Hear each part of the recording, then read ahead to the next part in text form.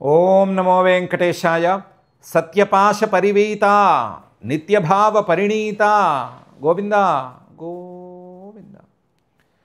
సత్యవాశ పరివీత మానసం సత్యవాక్య పరిపాలనే వనంగతం సత్యధర్మ మునిమానసాంగణం సత్యభూతమభినౌమి దైవతం పరం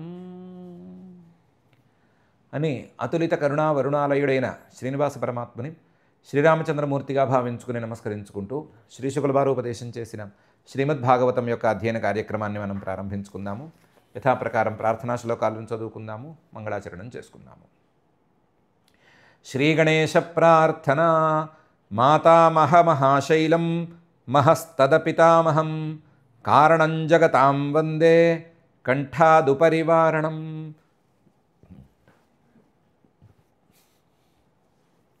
శ్రీ గురు ప్రార్థన. గురుర్బ్రహ్మా గురుర్విష్ణుః గురుర్దేవో మహేశ్వరః గురుః సాక్షాత్ పరం బ్రహ్మ తస్మై శ్రీ గురవే నమః. శ్రీనివాస ప్రార్థన. నభో నైల్యానుకారాయ నభో వాయువాదిహేతవే నభో మాసేతు పూజ్యాయ శ్రీనివాసాయ తే నమః. అథ సంకల్పః. అస్మాకం ఉపాత్త సమస్త దురిత క్షయ ద్వారా బుద్ధిశుద్ధ్యర్థం విద్యాభివృద్ధ్యర్థం భక్తిజ్ఞానవైరాగ్యాది తదనుకూల సర్వసంపత్సమృద్ధ్యర్థం శ్రీ పరమేశ్వర ప్రీత్యర్థం శ్రీమద్భాగవత పాఠం కరిష్యామహే. అస్య శ్రీమద్భాగవత స్తోత్ర మహామంత్రస్య నారద ఋషి బృహతి ఛందః శ్రీకృష్ణ పరమాత్మా దేవత బ్రహ్మబీజం భక్తిశక్తి జ్ఞానవైరాగ్యే కీలకం. అస్మాకం శ్రీమద్భగవత్ప్రసాదసిద్ధ్యర్థే పాఠే వినియోగః ధ్యానం నారాయణామృతసరః ప్రతిలబ్ధజన్మ వ్యాసప్రసూతశుకగీతమరందమర్మ దేవఋషిసంఘపరియోజితభక్తికర్మ భూయో జనాశ్చినుత భాగవతాంబుజన్మ. శ్రీ గురుభ్యో నమః. శ్రీ శుకులవారు రామాయణం చెప్తున్నారు. రామాయణ కథలో భాగంగా రాముని పరాక్రమాన్ని గురించి 3 శ్లోకాల్లో చాలా అద్భుతంగా వర్ణించారు. ఎలా ఆయన విశ్వామిత్రుడి యొక్క యాగాన్ని సంరక్షించాడు, ఎలా ఆయన ఒక చిన్న పిల్ల ఏనుగు చెరుకు గడని విరిచినట్టు ఆ శివధనుస్సును విరిచేశాడు, ఎలా ఆయన 3 ఏళ్ళు 21 సారి భూలోకమంతా పర్యటించి దుష్టక్షత్రియుడు అనేవాడు లేకుండా చేసినటువంటి పరశురాముడి గర్వాన్ని క్షణంలో అణిచేశాడు అనే విషయాన్ని 3 శ్లోకాల్లో చెప్పారు. చెప్పి పై కథని చెప్పడానికి ప్రారంభిస్తున్నారు. పరశురాముడు గర్వభంగం అయితే జరిగింది. కొత్త పెళ్లి కూతురుని రాజ్యానికి తీసుకొచ్చేశారు. ఏ బాధరబందీ లేకుండా కొత్త దంపతుల్ని సుఖంగా ఉంచారు.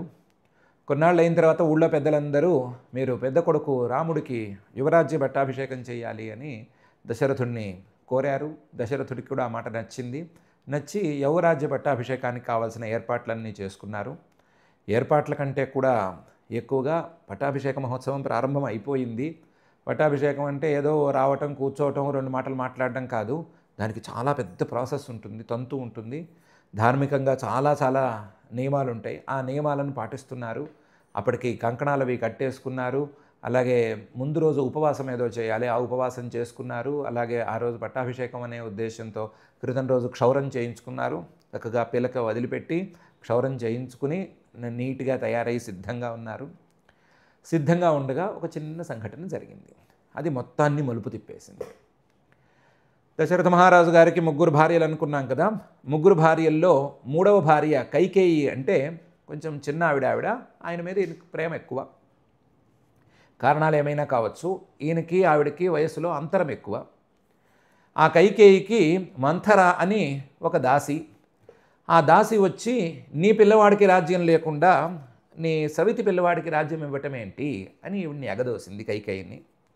కైకేయి కూడా దానికి ఎగిసి నా పిల్లవాడికే రాజ్యం రావాలి అంది. అదేం ధర్మం కాదు, సంప్రదాయము కాదు, దానిలో ఏం లాజిక్ లేదు, ఏమీ లేదు. నా పిల్లవాడికి రాజ్యం రావాలి అని ఆ క్షణాన ఆవిడకి అనిపించింది చెప్పుడు మాటలు వినటం వలన. ఆవిడ వెళ్ళి దశరథుడిని పట్టుకుంది. ఆ పట్టుకోవటానికి పెద్ద కథ ఉంది. ఆ తంతు తీసేస్తే దశరథుడిని పట్టుకుని, నువ్వు నాకెప్పుడో ఇచ్చిన మాట ఒకటి ఉంది, 2 వరాలు ఇచ్చావు, ఆ వరాల ప్రకారం నేను ఎప్పుడు పడితే అప్పుడు కోరుకోవచ్చు అని అప్పుడే చెప్పాను, ఇప్పుడు కోరుకుంటున్నాను, నువ్వు మాట మీద నిలుపుకో, నువ్వు మాట మీద నిలబడు, నాకు ఇచ్చిన వరాలని తీర్చు అని అడిగింది. ఏంటి అని అడిగితే, ఒకటి ఈ రాముడు యౌవరాజ్య పట్టాభిషేకం అనే దాన్ని క్యాన్సిల్ చేసేసి అతన్ని అడవులకు పంపించేసేసేయాలి, రెండోది నా కొడుకు భరతుడికి పట్టాభిషేకం చేయాలి అని చెప్పి. పోనీ భరతుడి పట్టాభిషేకం అని చెప్పి ఊరుకోలేదు. భరతుడికి పట్టాభిషేకం చేస్తే ఈ రాముడు నాకు పట్టాభిషేకం కాలేదు, నాకు యౌవరాజ్యం లేదు, లేదా నాకు ఆధిపత్యం ఇవ్వలేదు అనే కోరికతో పక్కలో బల్లెంలో తయారైతే నా పిల్లవాడికి తర్వాత ఇబ్బంది వస్తుంది అనుకుంది. అందువల్ల ఇక్కడ లేకుండా వనవాసానికి పంపించాయి అని చెప్పింది. అతన్ని వనవాసానికి పంపిస్తే ఏం ఉపయోగం? రాజ్యం తన కొడుక్కి రాకుండా, అందుకని తన కొడుక్కి రాజ్యం ఇవ్వమని కూడా విడిగా చెప్పింది. ఆ విషయం మీద కొంచెం భార్యాభర్తలిద్దరికీ తగాదా అయింది. దశరథుడు దాదాపు ఏడ్చేశాడు. ఏడ్చేసి ఇలేంటి ఇలా చేస్తున్నావేంటి అన్నాడు. ఎంత చెప్పినా ఆవిడ మొండి పట్టు విడవలేదు. ఈ వార్త క్రమక్రమంగా పట్టాభిషేక మహోత్సవం కోసం తయారవుతున్నటువంటి ఈ రామచంద్రుడికి చేరింది. చేరిన వెంటనే ఏం చేశాడు ఆయన? యస్సత్యవాక్య పరివేత పితుర్నిదేశం స్త్రైణస్య చాపి శిరసా జగృహే సభార్య రాజ్యం శ్రియం ప్రణయిన సుహృదో నివాసం త్యక్త్వా యయౌ వనమసూనివ ముక్త సంగ. ఆయనకి వార్త చేరిన వెంటనే పరిగెత్తుకొచ్చి, నాన్నగారు మీరు ఏం బాధపడక్కర్లేదు, మీరు మాట ఇచ్చినట్లుగా నేను నడిపిస్తాను అని చెప్పాడు. నాకు ఈ పట్టాభిషేకం వద్దు, నేను ఇక్కడి నుంచి అడవులకు వెళ్ళిపోతాను, మీరేమీ దిగులు పడకండి, ఇచ్చిన మాట తప్పుతానేమో అని మీరు భయపడకండి, నేనున్నాను మీకు అని చెప్పాడు. తండ్రి గారు సత్యపాశ పరివీత, సత్యం అనే పాశానికి బాగా బద్ధుడై ఉన్నాడు. దశరథ మహారాజు గారు అబద్ధం చెప్పింది లేదు, ఎప్పుడూ ఇచ్చిన మాట నిలబెట్టుకోకపోవటం అనేది లేదు, నిలబెట్టుకోవటాన్ని తప్పింది లేదు. అలాంటి సత్యపాశ పరివీత పితుహు నిదేశం, ఆయన యొక్క ఆదేశం ఏంటి? అడవికి వెళ్ళమని ఆదేశం ఆయన నోటితో ఇవ్వలేదు. ఆయన నోటితో ఇవ్వకపోగా, నువ్వు కావాలంటే వీరుడివి, నేనేమో ముసలివాణ్ణి, నువ్వు నా మీద యుద్ధాన్ని ప్రకటించు, యుద్ధం ప్రకటించి నా దగ్గరికి రా, నేనేమో ఓడిపోతే గెలిచిన వాడిది రాజ్యం, నువ్వు హాయిగా రాజ్యంలో కూర్చో, నేను ఓడిపోయేటో తలదాచుకుంటాను అని కూడా చెప్పాడు. సలహా ఇచ్చాడు, కైకేయి ముందే ఇచ్చాడు. ఆయనేమి దొంగతనంగా కూడా ఇవ్వలేదు, కైకేయి ముందే ఇచ్చాడు. నేను నా మాట నిలుపుకుంటాను, నువ్వు రాజ్యం గెలుచుకుపో, సరిపోతుంది, దీనికి బుద్ధి వస్తుంది అన్నట్టుగా చెప్పాడు. దాన్ని కూడా ఒప్పుకోలేదు. మీరు ఆవిడికి ఇచ్చిన మాట నాకు ఆదేశం, నేను దాన్ని పాటించి తీరుతాను అని చెప్పాడు. అదేమిటి, నేనేమి అందంగా ఇచ్చిన మాట ఏం కాదు, ఏదో గొప్పగా ఇచ్చిన మాట ఏం కాదు, ఏదో స్త్రీకి ఇచ్చిన మాట, ఏ సందర్భంలో ఇచ్చాను అనే మాట తీసేస్తే, నేను స్త్రైణుణ్ణి అంటే స్త్రీలోలుణ్ణైన నేను స్త్రీకి ఇచ్చిన మాట లేదా నా ఆదేశం అనేది నువ్వెందుకు పాటించాలి అంటే నాకు అవన్నీ అనవసరం అన్నాడు. స్త్రైణస్య చాపి, నువ్వు ఎందుకు మాట ఇచ్చావో నాకెందుకు, నువ్వు ఏ సందర్భంలో మాట ఇచ్చావో నాకెందుకు, నువ్వు మాట ఇచ్చావు అంటే నేను దాన్ని ఆదేశంగా పరిపాలిస్తాను అని చెప్పాడు. జగృహే శిరస, నీ ఆదేశాన్ని నేను శిరస తల వంచి అవదలుస్తున్నాను అని చెప్పాడు. నువ్వు నాకు గురువువి, నువ్వు నాకు తండ్రివి, కాబట్టి నువ్వు ఏ ఆదేశం ఇచ్చినా సరే నేను పాటించవలసిందే, నువ్వు నోటితో ఇవ్వకపోయినా నేను పాటించవలసిందే అన్నాడు. ఈయనకి భార్య కూడా తోడైంది, నేను కూడా అడవికి వస్తానన్నది. సభార్య జగృహే, నేను కూడా పట్టాభిషేకం నాకు ఇవ్వకుండా చేయకుండా ఎలా ఉంటారు అని అనలేదు. నేను కూడా పట్టాభిషేకాన్ని రద్దు చేసుకున్నట్టే, నేను కూడా నీతో పాటు అడవుల్లోకి వచ్చేసినట్లే అని చెప్పింది. ఈయన భార్యతో సహా ఈ పితుర్నిదేశం, తండ్రి గారి ఆదేశాన్ని, నోటితో చెప్పని ఆదేశాన్ని శిరసా వహించాడు. దానికోసం రాజ్యం వదిలేశాడు, శ్రియం రాజ్యంలో ఉండేటువంటి సంపదలు వాటిని వదిలేశాడు. ప్రణయిన, రాజ్యంలో ఎంతోమంది ఇష్టమైన వాళ్ళు ఉంటారు, తల్లే ఉంది, ఇంకోరెందుకు, తండ్రి ఉన్నాడు, తమ్ముళ్ళు ఉన్నారు, వదిలేశాడు అందరినీ. ఒకే తమ్ముడు వెంటబడి వస్తానన్నాడు, మిగతా 2 తమ్ముళ్ళు ఎక్కడో దూరంగా ఉన్నారు. వాళ్ళు ఉంటే వాళ్ళు కూడా వస్తామనే వాళ్ళ అనే సంగతి మనకి తెలియదు, ఎలా ఉండేది పరిస్థితి తెలియదు. వాళ్ళు ఎక్కడో మేనమామ గారింటికి వెళ్ళిపోయారు. అందువల్ల తనకి రాజ్యంలో ఇష్టమైన వాళ్ళని వదిలేశాడు. సుహృద, తనకు ఉపకారం చేసేవాళ్ళని, తన మీద మిత్రభావంతో ఉండే వాళ్ళని వదిలేశాడు. నివాసం అబ్బో, రాజ్యంలో ఒక యువరాజుగా లేకపోతే భవిష్యత్ మహారాజుగా ఆయన నివాసం అనేది ఏ స్థాయిలో ఉండాలి, ఆ నివాసాన్ని వదిలేశాడు. త్యక్త్వా, ఒకే క్షణంలో వదిలేసి యయౌ వెళ్ళిపోయాడు, అడవికి వెళ్ళిపోయాడు. వనం, అడవికి వెళ్ళిపోయాడు. అన్నీ వదిలేసుకుని హాయిగా హాయిగా హాయిగా అడవికి వెళ్ళిపోయాడు. ఏమీ మాట్లాడలేదు, ఏమీ ఒక్కళ్ళని పల్లెత్తు మాట అనలేదు. వెళుతూ వెళుతూ మెటికలు విరిచి వెళ్ళలేదు కైకేయిని చూసి, నీ కడుపు చల్లబడిందా, నీ కళ్ళు చల్లబడ్డాయా, ఇలాంటివి ఏం మాట్లాడలేదు. సైలెంట్గా వెళ్ళిపోయాడు. ఒక ధీరోదాత్తుడిగా బయటికి వెళ్ళిపోయాడు. ఎంత ధీరోదాత్తుడిగా బయటికి వెళ్ళిపోయాడంటే, మామూలు జనమైతే ప్రాణాల మీద ఆశతో పరితపిస్తూ ఉంటారు. ప్రాణాల మీద ఆశ, ఎంత పరిస్థితి వచ్చినా సరే నా ప్రాణాలు నాకు దక్కితే చాలు అన్నట్లుంటారు. తన ప్రాణాల ముందు ఎవరిని లెక్క చేయరు, ఏ సంబంధాలని ఏ బంధాలని లెక్క చేయరు. తన ప్రాణాలు నిలిస్తే చాలు అన్నట్టుంటారు. ఇద్దరు నీళ్ళలో పడి కొట్టుకుపోతే పక్కవాడు ఎలా బతకాలి అని ఆలోచించరు. పక్కవాడు ఎలా ఉండాలని కాదు, నేను ఎలా బతకాలి, నేను ఇలా నా ప్రాణాలను రక్షించుకోవాలి అని ఆలోచిస్తారు. అలా అందరూ ఆలోచిస్తూ ఉంటే, అసూన్ ప్రాణాలని అందరూ ఇష్టంగా భావిస్తూ ఉంటే, ముక్తసంగ, ముక్తసంగుడు ప్రాణాలతో సహా అన్నిటి మీద సంబంధాన్ని వదులుకున్నటువంటి మహాయోగి ఒకడు ప్రాణాలని ఎంత అవలీలుగా వదిలిపెడతాడు. ప్రాణాలను విడిచిపెట్టే క్రమం వస్తే ఏమీ వెంపర్లాడకుండా, ప్రాణాలను పట్టించుకోకుండా వాటి మనాన అవి పోతాయి, మనం హాయిగా మనస్సుని పరమాత్మలో లీనం చేసేసుకుని కూర్చుందాము అని అనుకుని ఎంత హాయిగా ప్రాణాలను విడిచిపెడతాడు. ఎంత ప్రియమైన ప్రాణాలైనా, ఈ యోగ సాధన సరిగ్గా సాగేంత వరకు తనకు కూడా చాలా ప్రియమైనటువంటి ప్రాణాలనైనా హాయిగా ఎలా విడిచిపెడతాడో, అసూన్ ఇవ ముక్త సంగ, ఈయన అంత హాయిగా అన్నిటినీ, ఏంటి ప్రాణం కంటే మిగతా వాళ్ళకి చాలా ప్రియమైన వాటిని అన్నిటినీ విడిచిపెట్టి హాయిగా అడవికి వెళ్ళిపోయాడు. యస్ సత్యపాశ పరివీత పితుర్నిదేశం స్త్రైణస్య చాపి శిరసా జగృహే సభార్య రాజ్యం శ్రియం ప్రణయిన సుహృదో నివాసం త్యక్త్వా యజౌ వనమసూనివ ముక్త సంగ. అడవికి హాయిగా వెళ్ళాడు. అడవికి వెళ్ళేటప్పుడు పాపం దశరథ మహారాజు గారు కొన్ని ఏర్పాట్లు చేశాడు పాపం. ఏమని? అడవికి వెళ్ళటం అనేది చిన్న విషయం కాదు. వనంలో వాసం అంటే రాజ్యంలో ఉండేటువంటి ఏ భోగాల్ని అనుభవించకుండా ఉండటం అనేదే మొదటి షరతు. ఆ షరతు నా కొడుక్కి వర్తిస్తుంది తప్ప కోడలికి వర్తించదు. కోడలికి ఆభరణాలు ఇవన్నీ కూడా చక్కగా పంపించండి, ఆవిడని ఆభరణాలన్నీ వేసి జాగ్రత్తగా పంపించండి అని చెప్పాడు. ఈ పాయింట్ ముందే చెప్పాడు. అలాగే ఆవిడ రోజు 7 వారాల నగలు పెట్టుకోవాలి కదా, అందుకని ఓ బండెడు ఆభరణాలని ఆవిడ వెంట పంపించండి, ఎవరో ఒకళ్ళు వెండి రోజువారీ ఆవిడికి సప్లై చేస్తూ ఉండండి అని కూడా పంపించాడు. కోడలు మాత్రం కందిపోవడానికి వీల్లేదు, కొడుకు మనం ఏం చేయలేము అనుకున్నాడు. అనుకుని వదిలిపెట్టాడు. వదిలిపెడితే వీళ్ళు మాత్రం గంగానది వరకు రానిచ్చి, గంగానదిని మాత్రం వీళ్ళు ముగ్గురు ఏకాంతంగా దాటేశారు, రాత్రిపూట దాటేశారు. మిగతా వాళ్ళని ఎవరిని దానివ్వలేదు, బండెడు ఆభరణాలని దానివ్వలేదు. ఆవిడ పాపం ఒంటి మీద వేసుకున్న ఆభరణాలని మాత్రమే తెచ్చుకుంది. ఆ ఆభరణాలు అలా ఉన్నాయి, కొన్ని ఆభరణాలైనా కనీసం ఒంటి మీద ఉన్నాయి. ఆ ఆభరణాలతో వీళ్ళు అడవిల్లోకి ప్రవేశించారు. అడవిల్లోకి ప్రవేశించిన తర్వాత ఆ ట్విస్టులు ఈ ట్విస్టులు అయిన తర్వాత అక్కడక్కడ తిరుగుతూ ఒక చోట జనస్థానం అనే చోట బస చేశారు. చేస్తే రక్షస్వసుర్వ్యకృత రూపమశుద్ధ బుద్ధే తస్యాః ఖరత్రిశిరదూషణముఖ్యబంధూన్ జఘ్నే 14 సహస్రమపారణీయ కోదండపాణిరటమాన ఉవాస కృచ్ఛ్రం.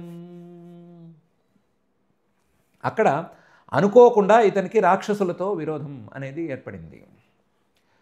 మధ్యలో చాలామంది మహర్షులు ఈ రామచంద్రుడిని కాంటాక్ట్ చేశారు. చేసి మాకు రాక్షస పీడ ఎక్కువగా ఉంది, రాక్షస పీడ నుంచి నువ్వు ఎలాగైనా సరే విముక్తిని కలిగించాలి అని ప్రార్థించారు. ఈయన ఒప్పుకున్నాడు.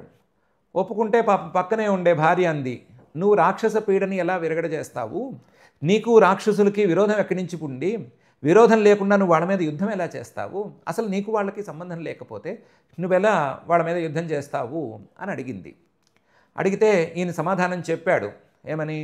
నాకు వాళ్ళకి విరోధం లేకపోవటం ఏంటి, నేను క్షత్రియుణ్ణి జన్మతః, భరత మహారాజు గారి యొక్క అడుగుజాడల్లో నడవవలసిన వాడిని, అందువల్ల క్షత్రియుడిగా నేను వీళ్ళందరినీ రక్షించడం అనే పని పెట్టుకున్నాను కాబట్టి వీళ్ళలో ఎవరికైనా సరే రాక్షసుల వల్ల ఇబ్బంది కలిగితే ఆ రాక్షసుని సంహరించటమో లేదా వాడికి బుద్ధి చెప్పటమో నా పని అవుతుంది అని పెళ్ళానికి సర్ది చెప్పాడు. కానీ అనుకోకుండా ఆ రాక్షసులతో ఆయనకి విరోధం తగిలింది. ఎలా తగిలింది అంటే, ఈ జనస్థానం అనేది రావణాసురుడికి ఒక మిలిటరీ బేస్ లాంటిది. ఇక్కడ ఖరుడు, త్రిశిరుడు, దూషణుడు అనే పేర్లతో కొంతమంది రాక్షసులు, 14,000 మంది రాక్షసులు ఇక్కడ నివాసం ఉన్నారు. వాళ్ళు ఇక్కడ ఉంటారు. ఇక్కడ ఉండి రావణుడికి అవసరమైనప్పుడు యుద్ధానికి సహాయానికి వెళ్తారు. ఆయన తరపున ఇక్కడ రాచకార్యాలన్నీ చక్కబెడుతూ ఉంటారు. రాచకార్యాలు అనకూడదేమో, రాక్షస కార్యాలు చక్కబెడుతూ ఉంటారు. వీళ్ళకి చెల్లెలు ఒక ఆవిడ ఉంది. ఎవరు? శూర్పణఖ. ఈ శూర్పణఖ ఒకరోజు అనుకోకుండా రామ లక్ష్మణ సీతలు ఒకచోట ఉంటే, రామ సీతా లక్ష్మణులు ఒకచోట ఉంటే వాళ్ళ ముగ్గురిని చూసింది. చూస్తే అందులో రాముడిని చూసి చాలా మోహించింది, చాలా ఇష్టపడి రాముడి దగ్గరికి వచ్చింది. ఏదో పిచ్చివాగుడు వాగింది. మనసులో శుద్ధమైన సంకల్పం ఏం లేదు, పిచ్చివాగుడు వాగింది. వాళ్ళు ఏదో కొంచెం సరదాగానే ఈ ఇష్యూని పక్కకి తోసేయాలని అనుకున్నారు. అది సరదా కాదు అని తేలింది. రాముడు పాపం మంచిగానే చెప్పాడు, నేను ఏకపత్ని వ్రతుణ్ణి, సీతా అమ్మవారి పక్కనే ఉంది కాబట్టి ఇలాంటివేం లేవు, నువ్వు వెళ్ళిపోమని చెప్పారు. చెబితే నేను దాన్ని విరుచుకు తినేస్తాను అని సీత మీద కలయబడింది. దాంతో ఇక చేసేదేమీ లేక, నాకంటే అందగాడు లక్ష్మణుడి దగ్గరికి వెళ్ళు అని ఏదో మాటలు చెప్పి పంపించి, లక్ష్మణ దీని సంగతి చూడు అన్నాడు. రక్షస్వసు, రాక్షసుల యొక్క చెల్లెలు ఈవిడ, ఈ శూర్పణఖ అనే ఆవిడ, వ్యకృత రూపం, ఆవిడ రూపాన్ని వికృతంగా తయారు చేయించాడు. కానీ ఎందుకు తయారు చేయించవలసి వచ్చింది అంటే, కేవలం వచ్చి ప్రపోజ్ చేయటం వరకే కాదు, నీ భార్యని విరుచుకు తినేస్తాను, దీన్ని తోసేద్దాము, లేదా ఎవరికైనా ఆహారంగా వేసేద్దాము, దీన్ని ఏదో పాడు చేసేద్దాము, నువ్వు భార్యగా ఉంచుకో అని పిచ్చి మాటలు మాట్లాడింది కదా. అశుద్ధ బుద్ధేహే, ఆవిడ బుద్ధి శుద్ధంగా లేదు కదా. అందువల్ల తస్యాహ రూపం వ్యకృత, ఆవిడ బుద్ధి ఎంత వికృతంగా ఉందో అంతే వికృతంగా ఆవిడ రూపాన్ని తయారు చేసి పంపించాడు. మనమేదో ముద్దుగా చెప్పుకుంటున్నాం కానీ, మనమేదో గంభీరంగా ఉదాత్తంగా చెప్పుకుంటున్నాం కానీ, అదేమన్నా రాక్షసుల తరపు నుంచి చూస్తే చిన్న పనే. వాళ్ళ చెల్లెలు 14,000 మంది రాక్షసులు, ఆ రాక్షసులకి నాయకుల తాలూకు చెల్లెలు, ఈవిడొచ్చి రావణుడికేమో కజిన్ అవుతుంది. అలాంటి ఆవిడకి ముక్కులు చెవులు కోసి పంపిస్తే వాళ్ళకి మామూలుగా ఉంటుందా? దాంతో వాళ్ళకి కోపం వెర్రెత్తులెత్తింది. దాంతో వాళ్ళు యుద్ధానికి తెగబెడితే తస్యాహ ఖర త్రిశిర దూషణ ముఖ్య బంధువున్, ఖరుడు, త్రిశిరుడు, దూషణుడు లాంటి ప్రధానమైన బంధువులందరూ మీద పడితే జఘ్నే 14 సహస్రం, ఆ 14,000 మంది రాక్షసుల్ని చక్కగా మట్టుపెట్టేశాడు. ఇంకా కూడా అక్కడ ఏం చెప్పుకున్నారంటే, చిరునవ్వుతో మట్టుపెట్టాడు. ఒక్క మాట పరుషంగా మాట్లాడలేదు, కనీసం పరుషమైన మాటలు మాట్లాడలేదు. యుద్ధంలో సహజంగా ఒక రకమైన మొరటుగా మాట్లాడుకుంటారు కదా, ఆ మొరటు మాటలు కూడా మాట్లాడలేదు. మృదువుగా చిరునవ్వు నవ్వుతూనే అనాయాసంగా 14,000 మందిని మట్టుపెట్టేసాడు. జఘ్నే 14 సహస్రం, ఎందుకంటే అపారణీయ కోదండపాణి. ఎవ్వరూ సరే ఆయన చేతిలో కోదండం అనేది ఉంటే, ఆ కోదండపాణిగా ఉండేటువంటి ఆయన్ని కానీ, ఆయన చేతుల్లో ఉండే కోదండాన్ని కానీ దాటిపోలేరు. ఎంతటి శత్రువైనా సరే ఆయన కోదండాన్ని, ఆయన విల్లుని దాటిపోవటం అనేది సాధ్యపడదు. అపారణీయ కోదండపాణి. దాంతో మొత్తం 14,000 మంది అయిపోయారు, నేలకరిచారు. కానీ లక్షల మంది రాక్షసులతో ఈయనకి విరోధం అనేది పుట్టుకొచ్చేసరికి అటమానహ, ఒకచోట ఏముంటాడు ఇంకాను, అటమానహ ఇటు తిరుగుతూనే ఉన్నాడు. ఉవాస అక్కడక్కడ నివాసం ఉంటూనే ఉన్నాడు. కానీ కృచ్ఛ్రం, కష్టంగా ఉన్నాడు. కొన్నాళ్ళు అయితే హాయిగా గడిచిందేమో కానీ చివరికి వచ్చేసరికి కష్టమైపోయింది. కొన్నాళ్ళు ఋషుల ఆశ్రమాలకి అక్కడికి ఇక్కడికి తిరుగుతూ చాలా హాయిగా గడిపారు, చాలా హాయిగా గడిపారు. కానీ క్రమక్రమంగా రాక్షసులతో విరోధం వచ్చేసరికి కష్టమైపోయింది.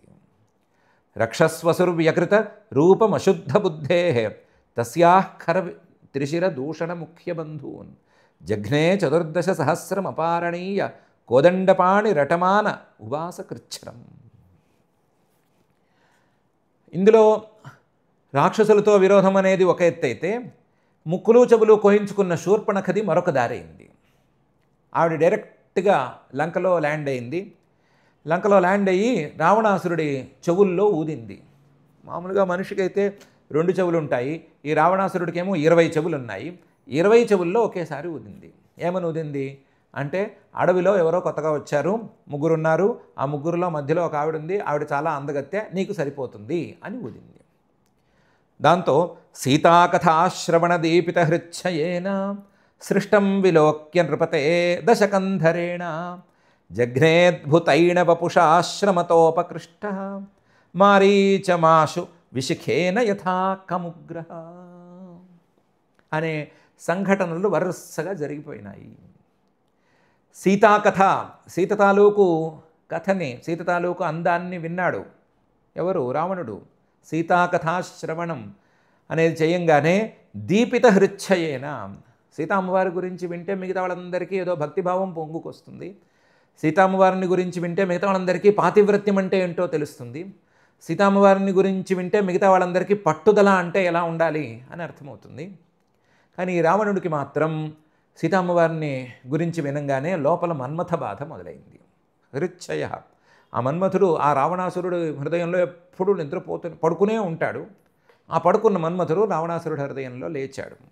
దీపిత హృచ్ఛయేన, దీపిత అంటే ఇంకా కూడా ఆ బాధతో పాపం రగిలిపోయాడు రావణాసురుడు. ఆ రావణాసురుడి హిస్టరీ అలాంటిదే కాబట్టి ఈ మాట వినంగానే నాకు ఆ సీత కావాలి అనుకున్నాడు.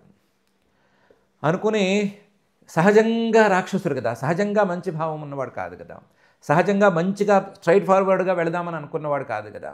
రాక్షస ధర్మం ప్రకారం పోనీ నేను యుద్ధం చేస్తాను, యుద్ధంలో రాముణ్ణి ఓడించి సీతమ్మవారిని తెచ్చేస్తాను అని కూడా అనుకోలేదు. రాముణ్ణి మోసగించిన తర్వాతే తెచ్చేసుకుందామని అనుకున్నాడు. దానికి సహజమైన రాక్షస స్వభావం ఒకటైతే మరొకటి తోడైంది. 14,000 మంది రాక్షసుల్ని మట్టు పెట్టేశాడు ఒక్కడే. అది కూడా 3 ఘడియలో ఏవో చెప్పారు, చాలా తక్కువ కాలంలో మట్టు పెట్టాడు. ఆ ఇన్ఫర్మేషన్ కూడా వచ్చింది. కాబట్టి ఇలాంటి వాటితో మనం డైరెక్ట్గా పెట్టుకోవడం ఎందుకు, తొందరపడటం ఎందుకు, ముల్లోకాలని గెలిచినా సరే తొందరపడొద్దు అనుకున్నాడు. ఎలాగో మన చేతిలో మోసం ఉంది కదా, మోసం ప్రకారం తెచ్చేద్దాం అనుకున్నాడు. దానికోసం మారీచుడిని కాంటాక్ట్ చేశాడు. ఈ మారీచుడు ఆల్రెడీ రాముల వారితో దెబ్బలు తిని ఉన్నాడు. ఆ దెబ్బ తాలూకు నొప్పి ఇంకా వదలలేదు, అలా ఉన్నాడు. ఈయనకి రావణాసురుడికి మారీచుడికి సంభాషణ జరిగింది. ఆ సంభాషణలో చివరికి మారీచుడు మోసం చేయడానికి ఒప్పుకున్నాడు. సృష్టం, మారీచుడిని వదిలిపెట్టాడు. సృష్టం మారీచం, మారీచుడిని విడిచిపెట్టాడు. మారీచుడు విడిచిపెట్టిన మారీచుడు ఎలా వెళ్ళాడు రాముల వారి ముందుకు అంటే మాయా లేడి రూపంలో వెళ్ళాడు, బంగారు జింక రూపంలో వెళ్ళాడు. విలోక్య, ఆ బంగారు జింకను చూసిన వెంటనే నృపతే, ఓ మహారాజా ఆశ్చర్యం, బంగారు జింక అనేది ఉండదు అని తెలుసు, ఆయనకి తెలుసు, తెలియకేం కాదు. కానీ బంగారు జింకను చూసిన వెంటనే అయ్యో ఇది మనకు కావాలే అని సీతమ్మవారు అడిగితే వెంటనే ఒప్పేసుకున్నాడు. ఒప్పేసుకోకూడదు, బంగారు జింక అనేది ఉండదు, ఇందులో ఏదో మతలబు ఉంది అని అనాలి, అనలేదు. ఎందుకంటే ఏ జీవుడు చుట్టూ ఉన్నటువంటి ప్రపంచం అనేది మిథ్య అని అనడు. ఒకవేళ ఎవరైనా చెప్పినా ఇలా ప్రపంచం ఉండటానికి వీల్లేదు అనటానికి లాజిక్ చెప్పినా సరే ఒప్పుకోక ఏమంటాడు, నిజమో అబద్ధమో మొత్తం మీద ఉంది కదా, ఉన్నదాన్ని అనుభవిద్దాము అని అంటాడు. అలాగే మానుష రూపంలో వచ్చిన ఈయన కూడా ఆశ్చర్యకరంగానే ఈ మాయా లేడిని లేదా ఈ బంగారు లేడిని ఉన్నది అని ఒప్పుకున్నాడు. ఒప్పుకుని నృపతే దశకంధరేణ, 10 తలకాయలు అంటే ఒక మనిషి ఒక తలకాయతో ఆలోచిస్తే 10 తలకాయలతో ఆలోచించి మోసం చేసేటువంటి రావణాసురుడి మాయలో ఈయన చిక్కుకున్నాడు. జఘ్నే అద్భుతైన వపుషా ఆశ్రమత అపకృష్ట, ఆ బంగారు లేడిని తెస్తానని మాటిచ్చి ఆశ్రమత అపకృష్ట, ఆశ్రమం నుంచి తానున్న స్థానం నుంచి బయటకు వచ్చాడు, పరిగెత్తుకొచ్చి దాని వెంటబడి తిరుగుతున్నాడు. ఎంత తిరిగినా మాయా లేడి ఎక్కడ దొరుకుతుంది, అదేమో మారీచమాయే. అందువల్ల దొరక్కపోయేసరికి చివరికి ఎలాగైనా సరే కనీసం దాని బాడీనైనా తీసుకెళ్దామని అనుకుని బాణం వేశాడు. జఘ్నే, అదేమో అద్భుత అయిన వపుష, అద్భుతంగా ఉంది చూడటానికి. ఏణ వపుష అంటే జింక శరీరంతో ఉంది ఆ రూపం, ఆ రూపాన్ని బాణంతో కొట్టేశాడు. ఆశ్రమతో ఉపకృష్ట మారీచం ఆశు విశిఖేన, కొంచెంసేపు తిరిగి వెంటనే కొట్టాడు. యథా కముగ్రహ, ఎలాగైతే రుద్రుడు వీరభద్ర రూపంలో వెళ్ళి దక్ష ప్రజాపతి గారిని కొట్టాడో అలా ఒక్క దెబ్బ కొట్టాడు. కొట్టేసరికి ఈ మారీచుడు కాస్త కింద పడ్డాడు. కింద పడ్డవాడు కూడా ప్రాణాలు పోతూ ఉన్నా సరే ఆ మోసం చేసే స్వభావం ముత్తినే పోక హా సీత హా లక్ష్మణ అని అరుచుకుంటూ పడ్డాడు. సీతాకథాశ్రవణ దీపిత హృచ్ఛయేన సృష్టం విలోక్య నృపతే దశకంధరేణ జఘ్నేద్భుతైన వపుషా శ్రమతోపకృష్ట మారీచమాశు విశిఖేన యథా కముగ్రహ. అదేంటి రాముల వారి గురించి చెబుతూ సాధారణ జీవుల్లాగా సాధారణ జీవుడు ఈ సంసారానికి తలొగ్గినట్లుగా ఈయన కూడా ఇలా మాయా మృగానికి తలొగ్గాడని చెప్తున్నారేంటి అంటే ఈ అధ్యాత్మ రామాయణం వాటి విధానాలు మనకేం వద్దు ప్రస్తుతానికి. మనం మామూలు కథను చూసుకుంటే సాధారణ మనిషిలాగానే ప్రవర్తించిన రాముడు సాధారణ మనుషులకు ఉండేటువంటి మామూలు లక్షణాన్నే కనబరిచాడు. కనబరిస్తే ఈయన కనబరచడం సరే, మారీచుడు పడిపోవటము సరే, హా సీత హా లక్ష్మణ అనటము సరే, అన్న వెంటనే సీతమ్మవారు కాస్తంత భయపడి లక్ష్మణ నువ్వు వెళ్ళి మీ అన్నయ్యకి ఏమైందో చూడు అని బై ద వే రాముడి కంఠంతో అరిచాడు ఈ మారీచుడు. దాంతో ఏమైందో మీ అన్నగారికి ఏమైందో చూడు అని అనటము సరే, ఈయన కాసేపు పోరాడి బతిమిలాడి బామాలి భంగపడి చివరికి అక్కడి నుంచి బయటికి రావటము సరే, ఆ రావటానికి సందర్భం చూసుకుని రావణుడు అక్కడికి ప్రవేశించటము సరే జరిగిపోయినాయి. రక్షోధమేన విరకవద్విపినే సమక్షం వైదేహరాజదుహితర్యపసారితాయాం భ్రాత్రావనే కృపణవత్ ప్రియయా వియుక్త స్త్రీ సంగినాం గతిమితి ప్రథయాంచకార. రక్షోధమ, రాక్షసులు అంటే సహజంగానే వీళ్ళకి రహసి క్షిణోతి ఇది రక్ష అని పేరుంది. రహస్యంగానే దెబ్బతీస్తారు, ప్రకటంగా వచ్చి దెబ్బలు తీరు వీళ్ళు. అటువంటి వాళ్ళనే రాక్షసులు అంటారు. అందులో వాళ్ళలో కూడా వీడు అధమాధముడు, రక్షోధమైన అధముడు ఈ రావణుడు. అందువల్ల వృకవత్ తోడేల్లాగా పనిచేశాడు. తోడేలు ఎప్పుడు డైరెక్ట్గా వచ్చి వేటాడదు, అది ఎక్కడో అక్కడ ఇక్కడ నక్కి నక్కి ఉంటుంది. ఈ మామూలు జింకల్లాంటి సాధు జంతువులు ఆదమరిచి ఉన్నప్పుడు ఒక్కసారిగా మీద పడి తన కూరలకి పట్టించి లాక్కుపోతుంది. వీడు అలాగే తోడేల్లాగా ఉండి పొంచి ఉండి వృకవత్ విపినే, ఈ అడవిలోనే, తోడేళ్ళు అడవుల్లోనే ఉంటాయి, రావణాసురుడు అడవిలోనే పనిచేశాడు. అసమక్షం, రాముడు లక్ష్మణుడు ఉందగా చేయలేదు. రాముడేమో అటువైపు వెళ్ళాడు, లక్ష్మణుడేమో రాముణ్ణి కాపాడటానికి అన్నట్టుగా వెళ్ళాడు, ఆయనకి సహాయం చేయటానికి అన్నట్టుగానైనా వెళ్ళాడు. వాళ్ళిద్దరూ లేనప్పుడు అసమక్షం ఇక్కడికి వచ్చాడు, బయటకు వచ్చాడు.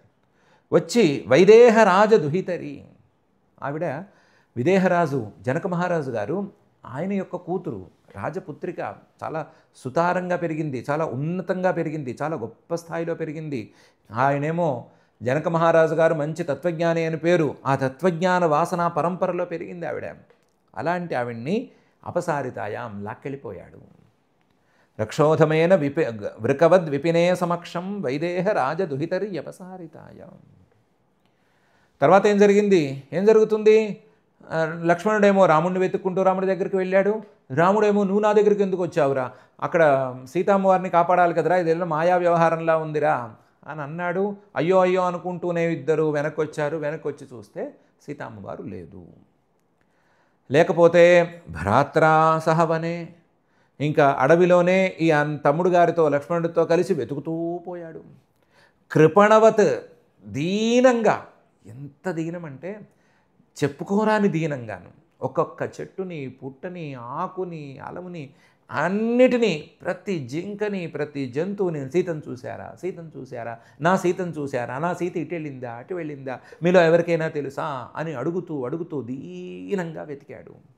కృపణవత్ ప్రియయా వియుక్త, అయ్యో నేను నా ప్రియురాలు లేకుండా ఉన్నాను, నా ప్రియురాలు లేకుండా నేను చాలా బాధపడుతున్నాను అని అడిగిన వాళ్ళకి అడిగిన వస్తువులకి అడగని వస్తువులకి అన్నిటికీ చెప్పుకుంటూ తిరిగాడు.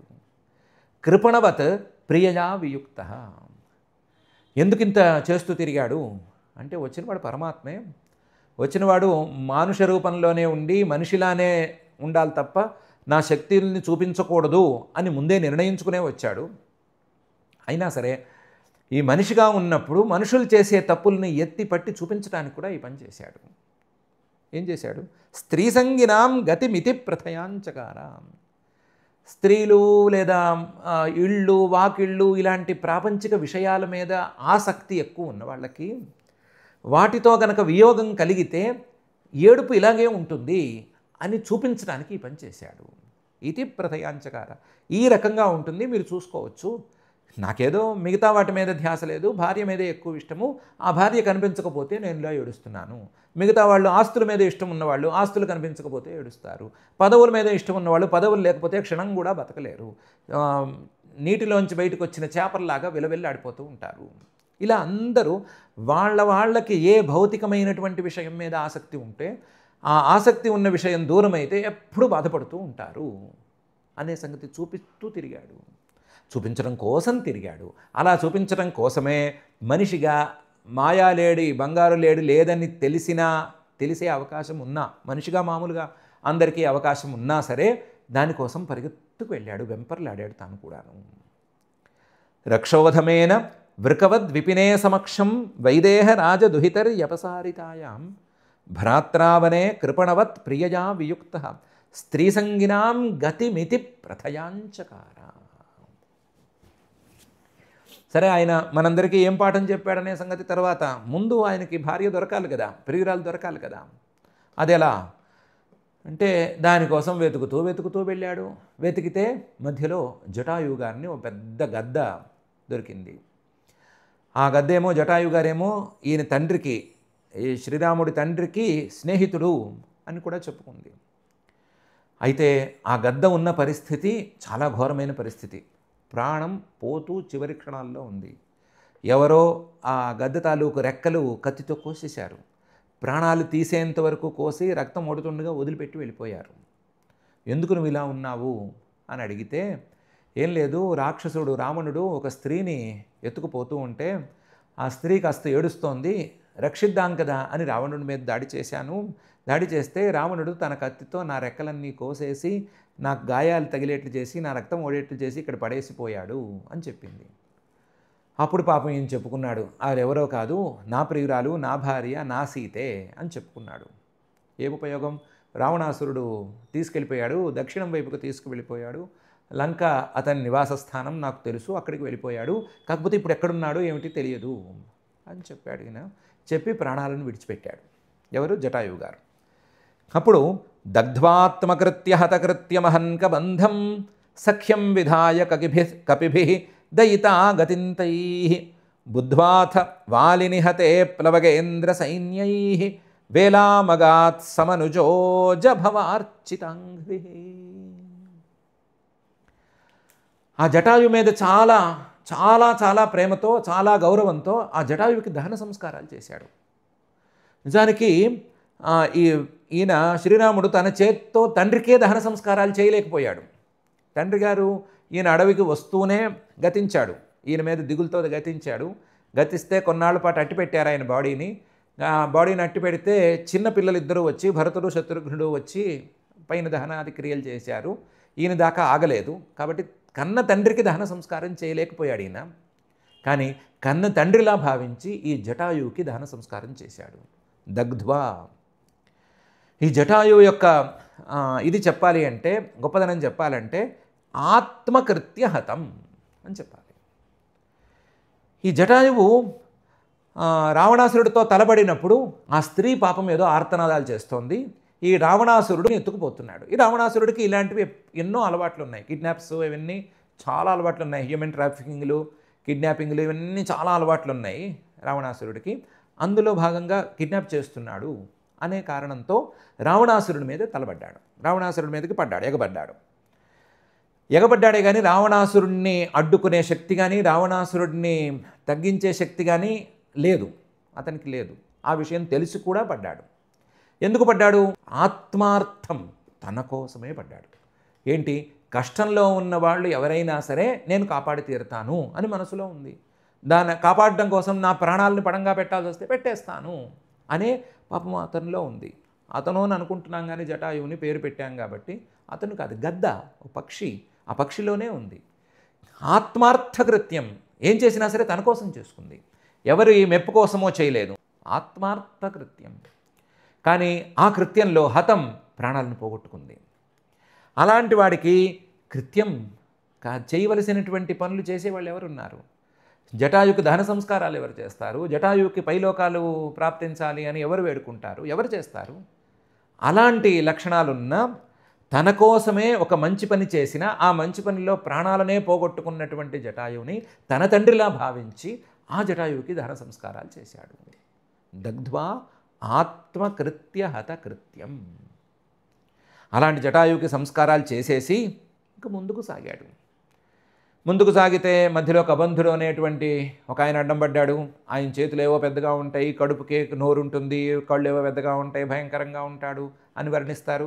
ఆ వర్ణన ప్రకారం ఆయన ఉన్నాడు. ఆయనేమో వీళ్ళిద్దరినీ చేతులతో లాగేసుకుని తినేద్దాం అని అనుకున్నాడు. వీళ్ళిద్దరూ రామలక్ష్మణులు ఇద్దరు ఆయన్ని విడిపించుకున్నారు. మొత్తం మీద మొదలు చేతులు కోసారు. చేతులు కోసి వదిలిపెట్టేస్తామన్నారు. వదిలిపెట్టేస్తామంటే ఆ వికృత రూపి చేతులు కాల్చి నన్ను వదిలిపెట్టడం కాదు, నన్ను అగ్నిలో పడేయండి, అప్పుడు కానీ నేను మరణించను, చేతులు లేక ఆహారం లేక నేను ఎలాగో ఇబ్బంది పడతాను అని అన్నాడు. అంటే వీళ్ళన్నారు, మాకేం అవసరము, నువ్వు చేతులతో లాక్కుంటుంటే చేతులు నరికేసాము, నీ వల్ల మాకు ప్రమాదం లేదు కాబట్టి ఇంక నిన్ను ముట్టుకోమన్నారు. అంటే వాడే బాబు నాకు ఉపకారం చేసి పెట్టండి, నాకు ఉపకారం చేసి పెడితే మీకు మంచిదవుతుంది అని పాపం కన్విన్స్ చేసుకున్నాడు. దాని ప్రకారం అగ్ని రగిల్చి అందులోకి పాపం తోసేశారు. తోసేస్తే తర్వాత తెలిసింది అతను శాపగ్రస్తుడైనటువంటి ఒక గంధర్వుడు. ఆ గంధర్వుడు కొన్ని మాటలేవో చెప్పి వెళ్ళాడు. అహన్ కబంధం, అందులో పెద్ద విశేషమేం లేదు, కబంధుడికి శాప విముక్తి చేసేసాడు అంతే. అహన్ కబంధం, అహన్ అని ప్రత్యేకించి చెప్పుకోవాలి, అతని ఉపకారం కోసం, అతని కోసం అతన్ని చంపాడు, లేకపోతే చంపేవాడు కాదు, నాకేం అవసరం లేదని చెప్పాడు ప్రత్యేకించి. సఖ్యం విధాయ కపిభి, అలా పైకి వెళుతూ ఉంటే ఒక ఋషిముఖ పర్వతం అనే పర్వతం దగ్గరికి వచ్చారు వీళ్ళిద్దరూ, అన్నదమ్ములిద్దరూ. అక్కడికి ఒక ఆయన బ్రహ్మచారి వేషంలో వచ్చి వీళ్ళిద్దరితో జాగ్రత్తగా మాట్లాడి వీళ్ళిద్దరినీ కన్విన్స్ చేసి, వీళ్ళిద్దరినీ అట్రాక్ట్ చేసి, నేను చాలా మంచివాణ్ణి అనే నమ్మకం వాళ్ళిద్దరికీ కలిగించి మెల్లగా రూపం మార్చి కపి రూపాన్ని ధరించి తన బాస్ సుగ్రీవుడి దగ్గరికి తీసుకెళ్ళాడు. ఆయన ఎవరో కాదు, ఆంజనేయ స్వామి. ఆయన ఏం చేశాడంటే సుగ్రీవుడికి ఈ రాముడికి ఇద్దరికి స్నేహాన్ని ఏర్పరిచాడు. అప్పటికి వీళ్ళిద్దరి మధ్య ఉండేటువంటి కామన్ పాయింట్, ఫ్రెండ్షిప్ కావాల్సిన కామన్ పాయింట్ ఏంటంటే, పాపం ఈయన శ్రీరాముడికి కూడా భార్యను ఎవరో తీసుకెళ్ళటం జరిగింది, సుగ్రీవుడికి కూడా భార్యని వాళ్ళ అన్నగారే బలవంతాన తీసుకెళ్ళటం అనేది జరిగింది. ఇద్దరికీ ప్రియావిరహం అనేది ప్రాథమికంగా కామన్ పాయింట్ అయింది. దాంతో వాళ్ళిద్దరూ స్నేహం చేసుకోవాల్సి వచ్చింది. స్నేహం చేసుకున్నారు. బద్ధ్వా సఖ్యం విధాయ కపిభి. సఖ్యం చేస్తే ఏం చేయాలి అంటే ఇద్దరూ ఒక ఒప్పందానికి వచ్చారు. దాని ప్రకారం శ్రీరామచంద్రుడి భార్య ఎటు వెళ్ళింది, ఎటు తీసుకెళ్లారు అనే విషయాన్ని తెలుసుకుని చెప్పే బాధ్యత సుగ్రీవుడిది. సుగ్రీవుడి యొక్క రాజ్యాన్ని తిరిగిప్పించే బాధ్యత శ్రీరాముడిది. అప్పటికి సుగ్రీవుడు అనేవాడికి వాలి అనే ఒక ఆయన అన్నగారు ఉన్నాడు. ఆ అన్నగారికి ఈయనకి చిన్న తగాదా వచ్చింది, అదో పెద్ద కథ. ఆ తగాదాలో భాగంగా సుగ్రీవుడిని కొట్టి సుగ్రీవుడి భార్యను లాక్కుని ఆయన పంపించేశాడు, వాలిగారు పంపించేశాడు. వాలి అంటే ఏదో పంపించేశాడు అంటే పోరాడడానికి వీలైన మనిషేం కాడు. ఎవరైనా ఆ వాలికి ఎదురుకుండా నుంచుని వాలితో యుద్ధం చేస్తే ఆ యుద్ధం చేసే వాళ్ళ శక్తియుక్తులన్నీ వాలికి సంక్రమించేటట్టు ఒక కూటవరాన్ని పొంది ఉన్నాడు వాలి. కూటవరం అంటారు దీన్ని. అంటే మోసం చేసే వరం ఇది. యుద్ధంలో సుఖంగా ఉండదు, యుద్ధం చేస్తున్న కొద్దీ మన శక్తులు ఎదుటివాడికి వెళ్ళిపోతాయి, అది వరం. ఆ వరం ప్రకారం ఎవరు వాలిని ఎదుర్కోలేరు, ఎవరు యుద్ధం చేయలేరు. అలా యుద్ధం చేద్దామని అనుకుని తమ్ముడుగానే 4-5 సార్లు దెబ్బతిని వచ్చాడు. కాబట్టి వాలిని ఎదిరించే శక్తి సుగ్రీవుడికి లేదు. అలాగని వాలి సుగ్రీవుడి జోలికి రాలేకపోతున్నాడు. ఎందుకంటే ఋష్యముఖ పర్వతం అని వాలి అక్కడికి వస్తే తలకాయ బద్దలైపోతుంది అని ఒక శాపం ఉంది. కాబట్టి ఆ ఋష్యముఖ పర్వతం మీదకి వాలి రాలేడు. సుగ్రీవుడు వెళ్ళి వాళ్ళతో యుద్ధం చేసి భార్యను తెచ్చుకోలేడు. అలాంటి పరిస్థితుల్లో ఈ అన్నదమ్ములు బాధపడుతున్నారు. ఆ బాధపడుతున్న సందర్భంలో సుగ్రీవుడు ఈ మాట ఇచ్చాడు, నన్ను గనక మా అన్నగారి పీడ విరగడ చేసి నన్ను రాజుని చేస్తే నేను మా సైన్యాన్ని పంపించి నలువైపులకి పంపించి నీ భార్యను వెతికిస్తాను అని మాట ఇచ్చాడు. ఒప్పందం చేసుకున్నాడు. ఇద్దరు రాజులే కదా, ఆయనేమో వానర రాజు, ఈయనేమో మానవ రాజు. అందువల్ల వీళ్ళిద్దరూ పరస్పరం ఉపకారం చేసుకోవాలి, పరస్పరం సహాయం చేసుకోవాలి. కానీ ఇంతకుముందు మనకి నలుడు, ఋతుపర్ణుడు అనే ఇద్దరు మహారాజుల మధ్య పరస్పర ఉపకారం జరిగినట్లు అని అనుకున్నాం కదా, అలా ఉపకారం చేసుకోవాలే కానీ ఒకరి సహాయం మరొకరు తీసుకోకూడదు. అందువల్ల ఇద్దరు రెండిటికి ఒప్పుకున్నారు. ఒప్పుకుంటే వాలిని హతే, ఈయన వెళ్ళాడు, వాలిని హతమార్చాడు. వాలిని దాక్కుని ఎందుకు బాణం వేశాడు అంటే, దాక్కుని వేయక ఎదురుకుండా వెళ్ళి బాణం వేస్తాడా? ఎదురుకుండా వెళితే బాణం లాగితే ఈయన శక్తులన్నీ వాలికి సంక్రమించవా? అలాంటి కూటవరం ఉన్న వాళ్ళని దాక్కుని కాక ఎదురుకుండా పడి శక్తులన్నీ సమర్పించుకుంటారా? అలా ఏం చెయ్యరు కదా. దానికి ఏదో ఆయన కారణాలు ఆయనకున్నాయి, ఆయన చెప్పిన కారణాలు ఆయనకున్నాయి. మొత్తం మీద దాక్కునే స్పష్టంగా దాచాల్సిన అవసరం ఏం లేదు, దాక్కునే చెట్టు మాటను దాక్కుని వాలి మీద బాణం వేసి వాలిని సంహరించాడు. ఆ తర్వాత వాలినే కన్విన్స్ చేశాడు, నేను ఎందుకు ఇలా చేశాను అనే విషయాన్ని వాలికే చెప్పి వాలినే కన్విన్స్ చేశాడు. చేసేటప్పుడు చాలా సిన్సియర్గా చేశాడు. ఏమని చేశాడు? భరత మహారాజు గారు ఇప్పుడు భూమిని పాలిస్తున్నాడు. భరత మహారాజు గారి యొక్క అనుచరుడనేటువంటి నేను, స్వయంగా నేనే అనుచరుడుగా భావించుకుంటూ సుక్షత్రియ జాతికి సంబంధించినటువంటి నేను ఎక్కడ ఏ అధర్మం జరిగినా సరే దాన్ని సరిదిద్దాల్సిన బాధ్యతలో ఉన్నాను. ప్రస్తుతం నీ జాతి ధర్మం ప్రకారం నడుచుకోవలసిన నువ్వు వాలివి ధర్మం ప్రకారం నడుచుకోలేదు. నీ జాతిలో, వానర జాతిలో అన్నదమ్ముల్లో ఎవరైనా పోతే వారి భార్య పక్కవారికి చెందుతుంది అనే నియమం ఉంది, మీ నియమం అది. ఆ నియమం ప్రకారం ఒకవేళ సుగ్రీవుడు అనేవాడు లేకపోతే అతని భార్య రూమని ఉంచుకోవడంలో అభ్యంతరం ఏమి లేదు. కానీ సుగ్రీవుడు ఉన్నా సరే నువ్వు బలవంతాన భార్యను తీసుకువెళ్ళి అధర్మం చేశావు, నీ జాతి ధర్మాన్నే నువ్వు మీరావు, కాబట్టి నేను నిన్ను దండిస్తున్నాను. నువ్వు దండన చేసేటప్పుడు నువ్వేమో దోషివి, నేనేమో దండించే అధికారం ఉన్నవాడిని, కాబట్టి నీకు ఏ రకమైన హక్కు లేదు, నువ్వేం మాట్లాడడానికి వీల్లేదు. నేను నీకు దండన ఇచ్చాను తప్ప నేను చంపలేదు, నిన్ను సంహరించలేదు అని చెప్పాడు. నేను నిన్ను దండిస్తున్నాను అని చెప్పాడు. దానికి వాలి కూడా సుమారుగా 99% కన్విన్స్ అయ్యాడు. 1% ఎందుకు కన్విన్స్ అయ్యాడని అనుకోవట్లేదంటే, మరీ దెబ్బ కొట్టేసి ప్రాణం పోతూ ఉంటే కన్విన్స్ అవ్వమంటే ఏమవుతారు పాపం, అందువల్ల కన్విన్స్ అవ్వలేదేమో. కానీ మిగతా 99% కన్విన్స్ అయ్యాడు. ఆ వాలిగారి చరిత్ర అక్కడికి సమాప్తమైంది. సుగ్రీవుడికి రాజ్యం వచ్చింది. రాజ్యం వస్తే సుగ్రీవుడి మాట నిలుపుకున్నాడు. కపిభిః దయితా గతిం తైః బుద్ధ్వా, స్నేహం కపులతో చేశాడు కదా. ఈ సుగ్రీవుడు, ఆంజనేయుడు వీళ్ళందరితో కపులతో స్నేహం చేశాడు. స్నేహం చేస్తే వాళ్ళు మొత్తం మీద మాట నిలుపుకుని నలువైపులా వెళ్ళి మొత్తం మీద సీతామ్మవారు ఎక్కడ ఉంది అని ఆంజనేయ స్వామి ద్వారా తెలుసుకుని మళ్ళీ ఈయనకి చెబితే ఈయన బుద్ధ్వా దాన్ని తెలుసుకున్నాడు. బుద్ధ్వా అథ వాలిని హతే ప్లవగేంద్ర సైన్యై సహా, ప్లవగేంద్రుడు సుగ్రీవుడు, ప్లవగ అంటే కోతి, ఆ ప్లవగేంద్రుడు వాళ్ళకి రాజైనటువంటి సుగ్రీవుడు, ఆ సుగ్రీవుడి సైన్యం అంటే కోతి మూక, తెలుగులో కోతి మూక అచ్చంగా, ఆ కోతి మూకలతో కలిసి వేలామగాత్ సముద్ర తీరాన్ని చేరాడు. వేలామగాత్ సమనుజ, ఎలా చేరాడు అంటే ఒక మనిషి ఎలా చేరతాడో, మనిషి ఎలాగైతే తాను కార్య సాధన చేయాలి అంటే తాను ఒక్కడిగా చేయలేకపోతే, ఒక్కడిగా చేసే సామర్థ్యం ఉన్నా ఎవరైనా సహకరించే వాళ్ళు ఉంటే వాళ్ళందరినీ కలుపుకుని ఎలాగైతే ముందుకు సాగుతాడో అలాగే ఈయన కూడా కలుపుకుని ముందుకు సాగాడు. వేలామగాత్ స మనుజ, మనుజహానా నా మొహమా అజభవ అర్చితాంఘ్రి, అజుడు, బ్రహ్మగారు, భవుడు, పరమేశ్వరుడు వీళ్ళందరూ ఆయన పాదాలను పట్టుకుని పూజించుకుంటూ ఉంటారు. వాళ్ళందరితో పూజలు అందుకునేవాడు మనుజుడుగా పుట్టి, మనిషిగా పుట్టి, మనిషిలాగానే బాధపడుతూ, మనిషిలాగానే అందరినీ కలుపుకుంటూ, మనిషిలాగానే సమకూర్చుకుంటూ క్రమక్రమంగా సముద్ర తీరం వరకు వెళ్ళాడు. ఎక్కడ అయోధ్య, ఎక్కడ అడవి, ఎక్కడ అడవిని దాటినటువంటి సముద్రం రామేశ్వరం లేదా సేతువు, అంతదాకా వెళ్ళాడు.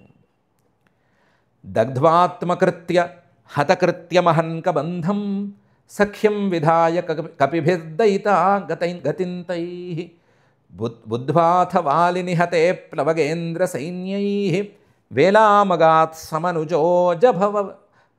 సమనుజోజ భవార్చితాంఘ్రి. అక్కడికి వెళ్ళాడు, సముద్రం దగ్గరికి వెళ్ళాడు. ఆ సముద్రం దగ్గర కూర్చుని 3 రోజుల పాటు 3 రాత్రుల పాటు ఉపవాసం చేశాడు. ఎలాగైనా సరే సముద్రుడు కరుణిస్తాడేమో, ఏదైనా దారి చెప్తాడేమో, పోని దారిస్తాడేమో అని అనుకుని 3 రాత్రులు ఉపవాసం చేశాడు. అక్కడే కూర్చున్నాడు. సముద్రుడు పాపం కదలలేకపోయాడు. ఎందుకు కదలలేదు? ఆయనకేవో కారణాలు ఉన్నాయి, ఆయన కదలలేదు. దాంతో కోపం వచ్చింది. నేను మంచిగా ఉంటే ఎవ్వరూ మాట వినట్లేదు, నేను మంచివాడిని అయ్యేసరికి మెత్తగా అందరికి కనిపిస్తున్నాను, మంచివాడిని చూస్తే మొత్తబుద్ధి అవుతుంది లోకంలోనూ, అందువల్ల నన్ను చూస్తే సముద్రుడికి కూడా లోకుగా ఉంది అని అనుకున్నాడు. అనుకున్న తర్వాత కోపం వచ్చేసింది. దాంతో యద్రోష విభ్రమ వివృత్త కటాక్షపాత సంభ్రాంత నక్రమకరో భయగీర్ణ ఘోష సింధుశిరస్యర్హణం పరిగృహ్య రూపీ పాదారవిందముపగమ్య బభాష ఏతత్.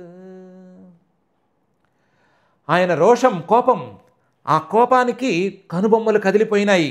విభ్రమ, ఆ కనుబొమ్మలు కదిలిపోయేసరికి వివృత్త కటాక్షం, ఎప్పుడూ అందరినీ కరుణతో, దయతో, స్నేహంతో, ప్రేమతో, పరిచయంతో, పలకరింపుతో చూసేటువంటి ఆ శ్రీరామచంద్రుడి చూపులు వివృత్తం, కోపంతో ఎర్రగా మారిపోయినాయి. ఆయన అలా చూపు చూడటం అనేది దాదాపుగా ఇంతవరకు ఎవరు ఎరుగరు. ఎందుకంటే రాక్షసులు యుద్ధానికి వచ్చినా సరే నవ్వుతూ చిరునవ్వుతో ఏ మాట మాట్లాడకుండా చేసే పని సైలెంట్గా చేసి అందరినీ పడుకోబెట్టేయటమే ఆయనకు తెలుసు. కానీ కోపగించుకోవటం అనేది తెలియదు దాదాపుగా ఎవరికి. కానీ ఈరోజు ఆ పని జరిగింది. వివృత్త కటాక్షపాత, అందరినీ దయగా చూసేటువంటి ఆ చూపులు, అందరి మీద దయగా పడేటువంటి ఆ చూపులు ఈరోజు కోపంగా సముద్రుడి మీద పడ్డాయి. పడేసరికి సముద్రుడు గడ వణికిపోయాడు. సంభ్రాంత, సముద్రుడు వణికితే సముద్రంలో ఉండేటువంటి నక్ర మకరాలు, అంటే అక్కడ సముద్రంలో తిరిగేటువంటి జలచరాలు, ఇవన్నీ కూడా గడగడ వణికిపోయినాయి. సముద్రమే షేక్ అయితే అవి షేక్ అవ్వవా? అవి కూడా షేక్ అయిపోయినాయి. భయగీర్ణ ఘోష, సముద్రం అంతవరకు హాయిగా ఆ తరంగాల్ని, అలల్ని విడిచిపెడుతూ తీరానికి శబ్దం చేస్తోంది. ఈ రామచంద్రుడు కోపంతో ఒక్కసారి చూసేసరికి ఆయనకి భయంతో గొంతులో పచ్చివెలకాయ పడింది. పచ్చివెలకాయ పడేసరికి మిగతా వాళ్ళకైతే, మనుషులకైతే గొంతు పెగలదు, అలాగే ఈ సముద్రుడు కూడా గొంతు పెగలనట్టు పరిస్థితి తయారయ్యి అలలతో శబ్దం చేయటం కూడా ఆపేశాడు. అలలతో కూడా శబ్దం చేయలేదు, సైలెంట్ అయిపోయాడు. భయ గీర్ణ ఘోష, ఆయనలో సముద్రుడిలో పుట్టినటువంటి భయం ఆయన శబ్దాన్ని మింగేసింది. భయ గీర్ణ ఘోష మింగేసేసరికి పరిగృహ్య రూపీ, ఒక మానుష రూపాన్ని ధరించి, ఆయన కూడాను ఏదో ఒక రూపాన్ని ధరించి, సింధు సముద్రుడు శిరసి అర్హణం పరిగృహ్య, నెత్తి మీద పూలు, సముద్రంలో తిరిగే నాచు అలాంటివన్నీ, లేదా సముద్రంలో అక్కడక్కడ చిన్న చిన్న పర్వతాలు తేలి ఉంటాయి కదా, ఆ పర్వతాల్లో ఉండే పూలు, అక్కడ ఉండేటువంటి మంచినీళ్ళు, అలాంటి పూజా సంభారాలు నెత్తిని పట్టుకుని పరిగృహ్య అర్హణం రూపీ పాదారవిందం ఉపగమ్య, ఆయన కాళ్ళ మీద పడ్డాడు. కాళ్ళ మీద పడి కాళ్ళ మీద నీళ్లు చల్లి కాళ్ళ మీద పూలేసి, బాబు నువ్వు కోపడకు అని వేడుకున్నాడు. పాదారవిందం పరిగృహ్య పాదారవిందం ఉపగమ్య బభాష ఏతత్. తర్వాత మాట్లాడడం కూడా చాలా చక్కగా మాట్లాడాడు, వినయంగా మాట్లాడాడు, తాత్వికంగా పారమార్థికంగా మాట్లాడాడు. అంతవరకు 3 రాత్రులు మాత్రం మాట్లాడకుండా సైలెంట్గా కూర్చున్నాడు. ఇప్పుడేమో ఆయన కోపంగా చూసేసరికి అలల శబ్దం కూడా చేయలేక పరిగెత్తుకొచ్చి కాళ్ళ మీద పడ్డాడు. యద్రోష విభ్రమ వివృత్త కటాక్షపాత సంభ్రాంత నక్ర మకరో భయగీర్ణ ఘోష సింధుశిరస్యర్హణం పరిగృహ్య రూపీ పాదారవిందముపగమ్య బభాష ఏతత్ అని శ్రీశుకుల వారు చెప్తున్నారు. ఆయన పరాక్రమం కాదు, ఆయన కోపమే అన్నిటినీ పనిచేయగలదు. ఆయన కోపం అకారణంగా రాదు, ఆయన కోపం కారణం ఉంటేనే వస్తుంది. కోపానికి ఉత్తుత్తినే అవకాశం ఇచ్చేవాడు కాదు. కానీ కోపం అంటూ వస్తే మానవులు ఎవరూ గెలవలేని సముద్రం కూడా వచ్చి కాళ్ళ మీద పడిపోతుంది, తల వంచి కాళ్ళ మీద పడిపోతుంది. అంతటి కోపం ఉన్నవాడు. ఆ కోపం వెనకాల అంతటి పరాక్రమం ఉంది, ఆ పరాక్రమం వెనకాల అంత సత్యనిష్ట ఉంది, ఆ సత్యనిష్ట వెనకాల అంతటి క్షమ అనేది కూడా ఉంది. ఏదో తన బాధ తాను పడ్డాడే తప్ప ప్రతి వాళ్ళ మీద కోపం చూపించలేదు, ప్రతి వాళ్ళ మీద ఏమీ ఎగరలేదు. అవసరమైన చోట మాత్రమే కోపాన్ని చూపించాడు, మిగతా చోట్ల జాగ్రత్తగా క్షమగానే ఉన్నాడు. క్షమతో కూడినటువంటి సత్యనిష్ట లేదా ధర్మనిష్ట, దానితో కూడినటువంటి పరాక్రమం, ఆ పరాక్రమం అడ్డంగా ఉన్నా సరే కోపాన్ని కనిపించనివ్వకపోవటం, అవసరమైనప్పుడు కోపం వస్తే ఈ పరాక్రమం కంటే ఆ కోపం అనేది భయంకరంగా మారటం అనేటువంటి లక్షణాలని ఆయన కనబరిచాడు అని ఈ శ్లోకంలో శ్రీశుకుల వారు చెప్తున్నారు. సముద్రుడు ఏం మాట్లాడాడు విందాము, పైన అది కూడా విందాము. ఆ మాట వింటే మళ్ళీ మరొకసారి చేసుకునేటువంటి రామనామ గానాన్ని మళ్ళీ మనం చేసుకుందాము. సముద్రుడు అన్న మాటలు విందాము, ఇంకోళ్ళన్న మాటలు విందాము, అందరూ అన్న మాటలు విందాము. అన్ని మాటలు విని మనం మాత్రం రాముడిలాగా ఉండాలి, రాముడిలాగా మనిషిగా ఉండాలి అంటే రాముడిలాగా నడుచుకోవాలి అనే మాట అనుకుందాం. తన తల్లిదండ్రులు వాళ్ళు ఏమనుకుంటే దాన్ని పాటించాలి, అది జరిగేట్టు చూడాలి అని అనుకోవటం, అందులో భాగంగా తనకే ఏమీ లేకపోయినా సరే లెక్క చేయకపోవటం, అన్నిటినీ వదలటానికి సిద్ధపడటం, తల్లిదండ్రుల మాట నిలపటం కోసం అడవికి వెళ్ళటానికైనా సిద్ధపడటము, తన వాళ్ళ జోలికి వస్తే, తన భార్య జోలికి కానీ తనకి ఇష్టమైన వాళ్ళ జోలికి కానీ ఎవరైనా వస్తే వాళ్ళని ఎదిరించడానికి వెనకాడకపోవటం, దాని తర్వాత పరిణామాలు ఎంత ఉన్నా సరే వాటిని తట్టుకుంటూ మాట నిలబెట్టుకుంటూ నడుస్తూ పోవటం, అవసరమైతే సముద్రాన్ని ఎదిరించడానికైనా సిద్ధపడటం. మానవ ప్రయత్నంలో కష్టం ఎంత పెద్దదైనా సరే ఆ కష్టాన్ని ఎదిరించడానికి, ఆ కష్టాన్ని ఓడించడానికి, ఆ కష్టాన్ని తీసుకొచ్చి కాళ్ళ మీద పడేసుకోవటానికి సిద్ధపడటం, దానికి కావలసినంత పట్టుదలని, దానికి కావలసిన పరాక్రమాన్ని, సత్యనిష్టని కలిగి ఉండటం అనేటువంటి గుణాలని, ధార్మికమైనటువంటి గుణాలని మనం శ్రీరామచంద్రుడిని చూసి అలవాటు చేసుకుందాం. అలవాటు చేసుకుని మనం కూడా అలాగే నడుచుకుందాం. అలాగే నడుచుకునేటట్లుగా మనల్ని ఆశీర్వదించవలసిందిగా మాత్రం ఆ అతులిత కరుణా వరుణాలయుడైన శ్రీనివాస పరమాత్మని చాలా భక్తిగా ప్రార్థన చేసుకుందాం. ఆ ప్రార్థనతో తక్కువ శ్లోకాలైతే లెక్కలేదు అనుకున్నాం కదా, ఈ తక్కువ శ్లోకాల పారాయణ కార్యక్రమం చేసుకుందాం. అథ శ్రీమద్భాగవతే పారమహంస్యాం సంహితాయాం నవమస్కంధే దశమాధ్యాయే శ్లోకాః. యస్సత్యపాశపరివీతపితుర్నిదేశం స్త్రైణస్య చాపి శిరసా జగృహే సభార్యా. రాజ్యం శ్రియం ప్రణయినః సుహృదో నివాసం త్యక్త్వా యయౌ వనమసూనివ ముక్తసంగః. రక్షస్వసుర్వ్యకృతరూపమశుద్ధబుద్ధేః తస్యాః ఖరత్రిశిర దూషణముఖ్యబంధూన్. జఘ్నే చతుర్దశసహస్రమపారణీయ కోదండపాణిరటమాన ఉవాసకృచ్ఛ్రం. సీతాకథాశ్రవణదీపితహృచ్ఛయేన సృష్టం విలోక్య నృపతే దశకంధరేణ. జఘ్నేద్భుతైణవపుషా శ్రమతోపకృష్టః మారీచమాశు విశిఖేన యథా కముగ్రః. రక్షోధమేన వృకవద్విపినే సమక్షం వైదేహరాజదుహితర్యపసారితాయాం.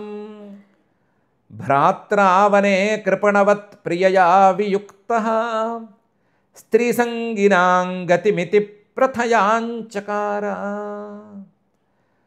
దగ్ధ్వాత్మకృత్య హతకృత్యమహన్కబంధం సఖ్యం విధాయ కపిభిర్దయితాం గతింతైః దయితా గతింతైః. బుద్ధ్వాథ వాలిని హతే ప్లవగేంద్ర సైన్యైః వేలామగాత్ సమనుజోజ భవార్చితాంఘ్రిః. యద్రోష విభ్రమ వివృత్తకటాక్షపాత సంభ్రాంత నక్ర మకరోభయగీర్ణ ఘోషః. సింధుశిరస్యర్హణం పరిగృహ్య రూపీ పాదారవిందముపగమ్య బభాష ఏతత్. ఇతి శ్రీమద్భాగవతే పారమహంస్యాం సంహితాయాం నవమస్కంధే దశమాధ్యాయే శ్లోకాః. అథ క్షమా ప్రార్థనా యదక్షరపదభ్రష్టం మాత్రాహీనం చ యద్భవేత్ తత్సర్వం క్షమ్యతాం దేవ నారాయణ నమోస్తుతే. అథ భగవత్సమర్పణం కాయేన వాచా మనసేంద్రియైర్వా బుద్ధ్యాత్మనా వా ప్రకృతే స్వభావాత్ కరోమి యద్యత్ సకలం పరస్మై నారాయణాయేతి సమర్పయామి. అథ లోకక్షేమ ప్రార్థనా. సర్వే భవంతు సుఖినః, సర్వే సంతు నిరామయాః, సర్వే భద్రాణి పశ్యంతు, మా కశ్చిద్ దుఃఖభాగ్ భవేత్. అథ మంగళం శ్రియఃకాంతాయ కళ్యాణ నిధయే నిధయేర్థినాం. శ్రీవేంకటనివాసాయ శ్రీనివాసాయ మంగళం.